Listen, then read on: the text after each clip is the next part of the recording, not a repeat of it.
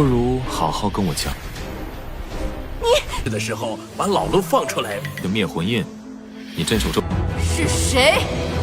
果然，天意。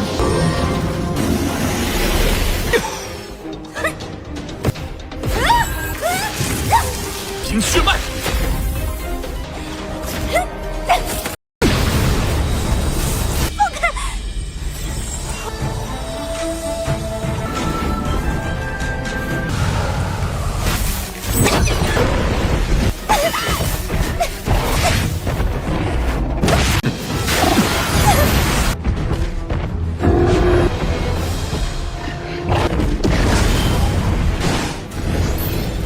这是镇魔体。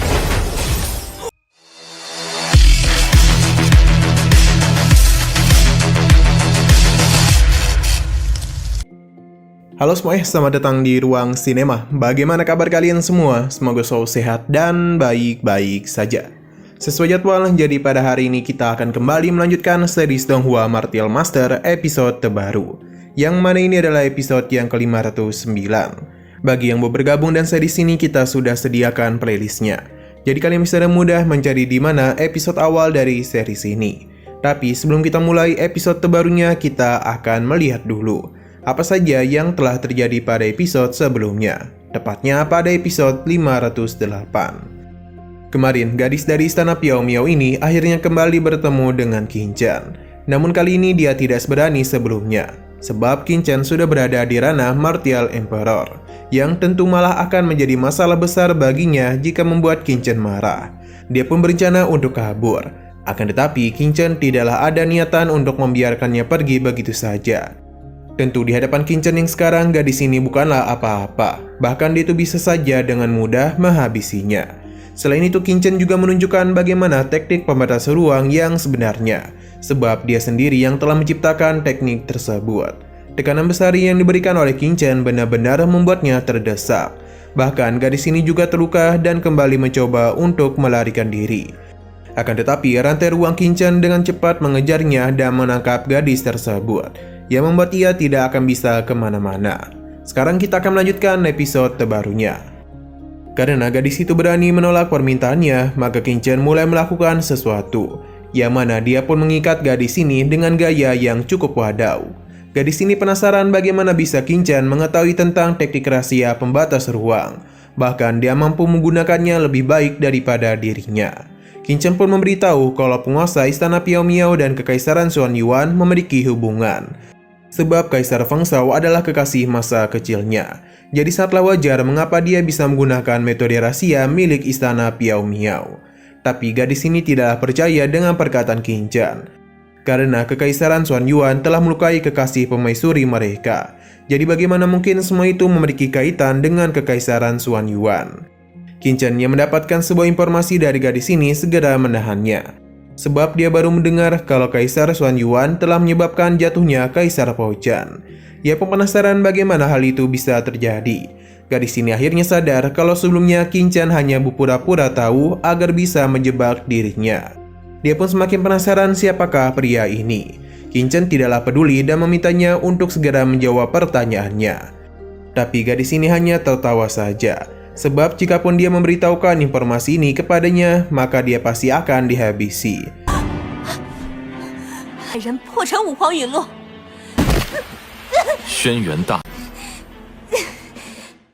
Qin Chen membenarkan hal tersebut karena menghabisnya itu sangatlah mudah bagi Qin Chen. Maka karena itulah dia akan memberikan kematian yang menyakitkan. Hanya saja gadis itu masihlah ingin bernegosiasi dengan Qin Chen, yang mana dia berjanji tidak akan mengejarnya lagi selama dia itu mau membebaskan dirinya. Bahkan dia juga berjanji akan merekomendasikannya untuk bisa masuk ke tim penegak hukum. Tentu saja Qin Chen tidaklah terlalu peduli. Ia hanya bingung kenapa gadis ini malah mau menjadi kacung dari istana Piao Miao. Jadi lebih baik dia berbicara jujur saja kepadanya mengenai pembicaraan mereka sebelumnya. Karena dia berusaha untuk melawan, Qin Chen pun membuatnya pingsan dulu dan juga langsung mengeluarkan Kuladao. Tapi dia ini sempat salah paham karena mengira kalau tuannya sedang mantap-mantap dengan gadis tersebut. Kuladao menyarankan tuannya untuk tidak membiarkannya keluar di saat ia sedang sibuk berbisnis. Qin meluruskan kesalahpahaman itu karena dia hanya ingin merapalkan tanda penghancur jiwa pada gadis itu. Jadi Kulo Dao ini harus berjaga di luar sebab proses itu akan dirinya lakukan dengan hati-hati. Kulo Dao paham, jadi setelah tandanya dihancurkan maka gadis itu pasti akan menjadi patuh di hadapan Qin. Dia pun memberikan pujian terhadap rencana jenius tuannya. Qin memintanya untuk tidak berbicara omong kosong dan lebih baik melakukan tugasnya saja. Karena jika sampai membuat kesalahan, Kulo Dao akan dirinya hukum. 不如好好跟我讲。的时候把老路放出来。的灭魂印，你镇守周围。 Setelah memastikan semuanya aman, Qin pun langsung saja membentuk sebuah formasi yang begitu besar di sekitaran gadis itu. Kekuatan yang begitu melimpah terus Abang Qin keluarkan. Semua ini demi bisa menghancurkan segel penanda pada gadis tersebut. Rencana Qin berjalan cukup lancar, tapi masalah baru langsung menghampirinya. Yang mana ada jejak jiwa yang muncul setelah Qin menghancurkan penanda pada gadis ini. Itu pun membuat Qin sempat terkejut, pasalnya ia tidaklah menduga penanda itu memiliki larangan tersembunyi. Namun Qin sudah menyiapkan sesuatu agar bisa melawan larangan tersebut. Formasi yang sebelumnya dia bentuk langsung saja menimpa jejak jiwa ini. Bentrok antara dua kekuatan pun terjadi. Kulo Dao sendiri sungguh terpukau dengan aura kuat itu.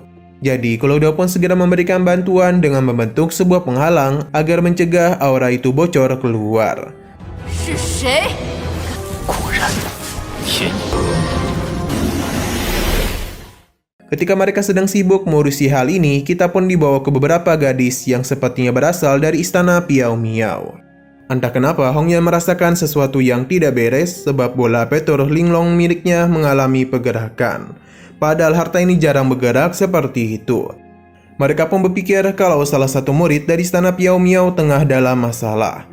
Alhasil Hongyan pun mulai melakukan pelacakan di area sekitar tempat itu untuk mencari tahu apakah ada salah satu murid mereka di sana. Namun tidak ada yang aneh di situ. Hongyan lalu meminta Fei Fei untuk kembali ke markas dan memeriksa hal ini. Kini hanya tinggal Hongyan saja di situ. Dia pun penasaran mengapa penguasa istana mereka meminta untuk saling bekerjasama dengan seorang pria berbaju hitam dari Balai Penegak Hukum. Tapi sampai saat ini dia masihlah belum tahu di mana orang-orang itu berasal. Namun karena ini ada perintah dari sang putri, jadi akan mereka turuti. Kembali ke tempat Qin berada. Perlawanan dari jejak jiwa ini telah membuat formasi Qin retak. Dia pun langsung saja memberikan perlawanan agar sosok itu bisa lebih dulu lenyap daripada formasinya. Tindakan Qin sempat membuat sosok ini terkejut. Qin sungguh tidak menduga bagaimana bisa kekuatannya ini mampu menyulitkan segala miliknya. Tidak tinggal diam saja, Qin pun mengeluarkan tungku penekan iblis untuk bisa melawan sosok ini. Bahkan garis kekuatan guntur dan juga api iblis juga Qin keluarkan. Tidak hanya itu, namun beberapa tekniknya juga Qin gunakan hanya untuk bisa menghancurkan sisa-sisa kekuatan itu saja. 凭血脉。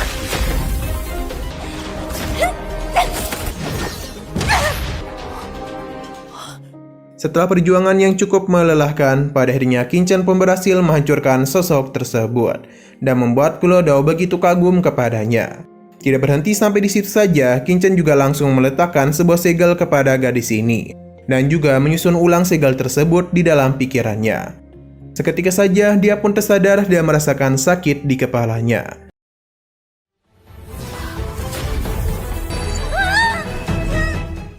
Gadis ini penasaran apa yang telah Qin lakukan kepada dirinya, sebab kepalanya itu seakan-akan hendak pecah. Ia pun mencoba untuk memberikan perlawanan, tapi segel jiwa yang Qin tanamkan sepertinya terlalu kuat. Dan begini, maka sekarang semua tentang gadis ini berada di bawah kendali Abang Qin. Jadi dia pun meminta gadis ini untuk bangun dan menjelaskan apa yang telah terjadi kepada Sang Guanxier dan juga Feng Shouyu. Namun karena gadis ini malah berusaha untuk melawan mereka, maka Qin pun meningkatkan pengaruh segelnya, yang membuat gadis tersebut seketika saja merasakan rasa sakit yang luar biasa. Dia yang tidak tahan pun meminta ampunan kepada Qin dan berjanji akan menuruti apa yang diinginkan olehnya. Dia pun menjelaskan kalau pada 300 tahun yang lalu, Kaisar Xuan Yuan, Permaisuri, dan kekasihnya beserta Kaisar Po Chen Qin beserta Kaisar Po Chen saling bertemu satu sama lain. Namun semua itu berubah karena Kaisar Xuan Yuan ingin melakukan penerobosan. Tindakan itu telah melarang kehendak Kaisar Pocan. Terlebih lagi, Xuan Yuan itu telah membobol Dead Canyon yang merupakan salah satu dari 7 wilayah terlarang dari 5 wilayah kerajaan. Kaisar Pocan, yakni adalah Qin Chen, mengetahui hal itu dan memilih untuk melakukan penyelamatan sebisanya, tanpa mempedulikan dirinya sendiri. Berkat semua itulah Kaisar Xuan Yuan terselamatkan. Tapi sampai saat ini kondisi dari Kaisar Pocan atau Qin Chen tidaklah diketahui. Mendengar hal itu membuat Kuludao penasaran mengapa nama Kaisar Pocan begitu mirip dengan nama Qin Chen. Nah, sejak kejadian itulah telah membuat hubungan Permaisuri Piao Miao dan juga Kaisar Xuan Yuan bagaikan api dan air. Qin Chen penasaran mengapa hal ini bisa terjadi, sebab dia ingat betul ketika dirinya dihianati oleh Xuan Yuan maupun Sang Guanxier, mereka itu saling tersenyum satu sama lain. Dia yakin mereka memilih untuk menyembunyikan kejadian sebenarnya. 沉沉得之后，不顾安危营救，曹南营。势如水火，其中必有隐情。上官希尔可有什么？ Qin Chen pun menanyakan tentang perjalanan utusan istana Piao Miao. Apakah Sang Guanxier itu memiliki sebuah instruksi khusus? Gadis ini membenarkan hal tersebut karena tujuan dirinya kemari adalah untuk bekerjasama dengan sekelompok orang misterius dari Balai Penegak Hukum. Tapi seharusnya istana penegak hukum berada di bawah kendali istana Piao Miao mereka. Namun mengapa perintah Sang Guanxier kali ini cukup aneh? Qin Chen penasaran siapakah pria misterius yang dia bicarakan. Qin Chen pun meminta Xian Xiaolin untuk membawanya ke tempat orang-orang itu berada. Tapi sebelum memulai keberangkatan mereka, Qin Chen akan menyerap dulu kekuatan yang berada di tempat tersebut. Karena sangat disayangkan jika menyia-nyiakan semua itu. Melihat tindakan Qin Chen membuat Xian menjadi begitu terkejut. Pasalnya, Qin Chen baru saja menstabilkan pondasinya pada ranah Martial Emperor.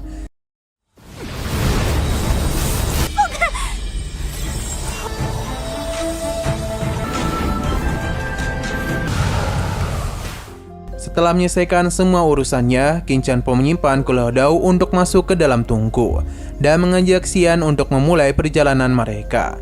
Setelah melakukan perjalanan yang cukup singkat, pada akhirnya Qin Chen dan Xian sampai di sebuah tempat yang tentu saja itu adalah perkemahan dari orang-orang istana penegak hukum yang sebelumnya Xian bicarakan.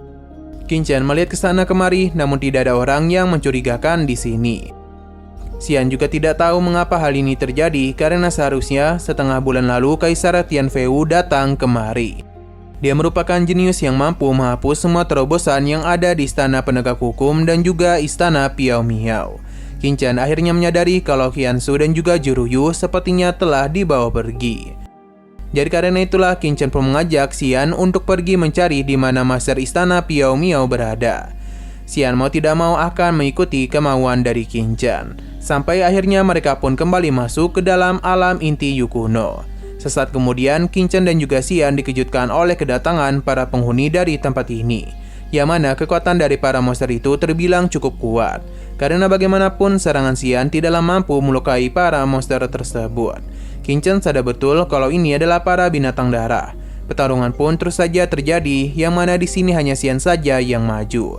Sedangkan Qin Chen hanya melihat pertarungan itu tanpa ada niatan untuk memberikan bantuan.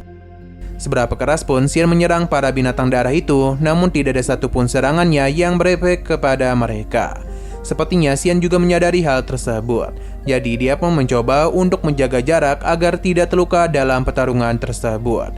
Namun sayang sekali semua itu sudah terlambat, sebab dirinya berhasil tertangkap dan kini adalah giliran Xian yang diserang oleh para binatang darah. Untung saja Qin Chen memberikan bantuan kepadanya. Bahkan binatang darah itu meninggoy hanya dalam satu kali serangan Qin Chen saja.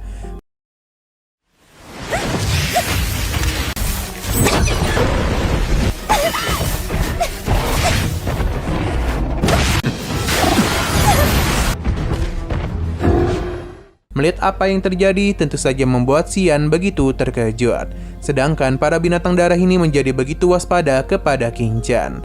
Berhubung inti jiwa dari para binatang darah ini menyimpan sesuatu, jadi Qin Chen pun memutuskan untuk memburu para binatang darah. Terlebih lagi mereka itu terlihat tidak mau melepaskan dirinya. Dan benar saja ketika Qin Chen menyimpan pedangnya, para binatang itu langsung saja melancarkan serangan kepadanya. Namun Qin Chen sudah menantikan hal tersebut dan langsung saja menggeprek mereka. Qin Chen melakukan uji coba kepada binatang yang terakhir. Namun karena dia tidak kunjung berhasil, pada akhirnya dia pun kembali mengeluarkan keledai yang baru saja bangun tidur. Tentu saja dia terkejut karena bangun-bangun malah gelut dengan binatang darah.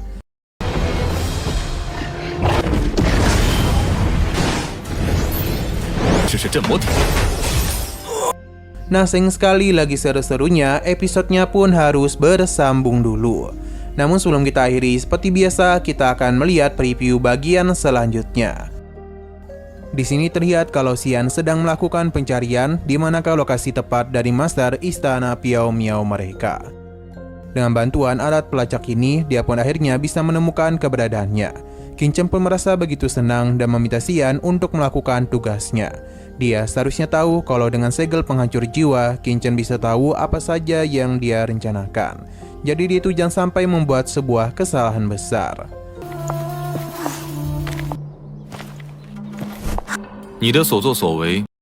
Oke, sekian dulu pada video kali ini. Untuk video selanjutnya akan segera hadir. Jadi bagi kalian yang ingin mengikuti series ini, langsung saja klik subscribe dan aktifkan loncengnya. Terima kasih yang sudah menonton video sampai habis. Jika kalian suka pada video ini, klik like dan share ke teman-teman kalian tentang channel ini. Dan ditunggu aja kelanjutannya. Oke, sampai jumpa di video selanjutnya.